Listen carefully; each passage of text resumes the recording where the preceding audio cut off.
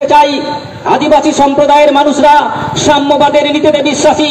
তারা ভারতবর্ষের সমস্ত ধর্মকে, সমস্ত বর্ণকে, সমস্ত সম্প্রদায়কে সম্মান করে। কিভাবে ভারতবর্ষের প্রত্যেকটা মানুষের সঙ্গে ভাই, বন্ধু, মা বাবার সম্পর্ক জড়িয়ে বেঁচে থাকতে হয়, তার শিক্ষা বোধহয় আদিবাসীদের কাছ থেকেই নিতে হবে।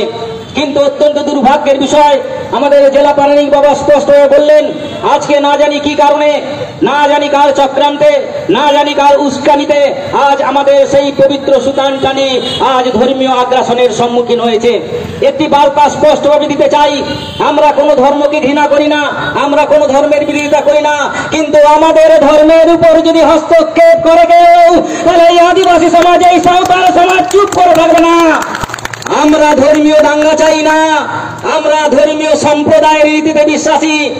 তবে মনে রাখবেন, এভাবে যদি ধর্মীয় আগ্রাসন বারবার যদি আদিবাসীদের বুকে নেমে আসে, বারবার যদি সাঁওতালদের ধর্মীয় স্থানকে করায়ত্ত করার যদি কূট ষড়যন্ত্র শুরু হয়, তাহলে আদিবাসী মানুষ চুপ করে বসে থাকবে না, তারাও কিন্তু প্রতিবাদ প্রতিরোধের সম্মুখীন হবেই।